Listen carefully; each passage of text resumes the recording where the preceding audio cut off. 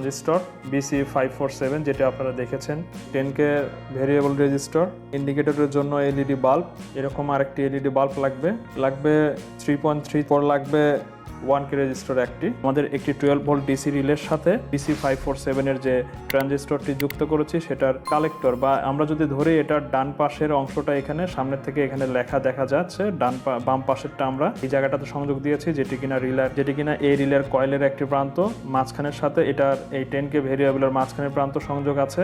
যেটি ডান পাশে আছে সেটি হচ্ছে যে এটার গ্রাউন্ড ইমিটার, সেটার সাথে আমরা এখানে সংযোগ দিয়েছি, গ্রাউন্ডের সাথে এটার গ্রাউন্ড আমরা সংযোগ দিয়েছি। এই 10K ভেরিয়েবল রেজিস্টরের সাথে আমরা একটি 3.3K রেজিস্টর সংযোগ করে এই কমন প্রান্ত থেকে এখানে কানেকশন দিয়েছি, এবং কমন প্রান্তে যেহেতু আরেকটি কানেকশন দিতে হবে সেজন্য আমরা শর্ট করে দিয়েছি। দুইটা ইন্ডিকেশনের জন্য দুটো এলইডি বাল্ব নিয়েছি আমরা। এই এলইডি বাল্বের যে দুটি লম্বা পা আছে সেই দুটি লম্বা পা আমরা এখানে এবং এখানে সংযোগ করেছি, একটা ইনের সাথে একটি এনসির সাথে সংযোগ করেছি।